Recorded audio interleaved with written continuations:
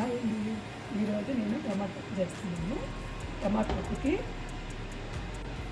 2 కప్పులు కందిపప్పు పోసుకొని కడిగి ఇలా వాటర్ పోసుకొని పెట్టుకొని స్టవ్ వెలిగించుకుంటున్నాను.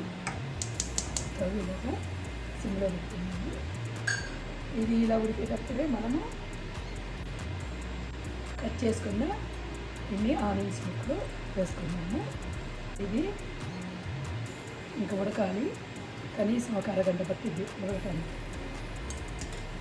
అది 3 వంతులు ఉడికిన తర్వాత మనము 2 టమాటాలు, ఒక 5 పచ్చిమిరపకాయలు కట్ చేసి పెట్టుకున్నాను, ఆ ముక్క వేసుకున్నాను. అది 3 వంతులు ఉడకాలి, టైం పట్టింది.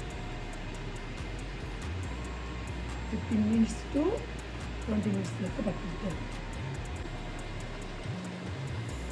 సరిపప్పు ఎంతవరకు ఉందో చూద్దాము. ఇంకా ఉడకాలి, ఇంకొక 10 నిమిషాలు. 10 నిమిషాలు వచ్చిన తర్వాత మనము టమాటా పచ్చిమిరపకాయలు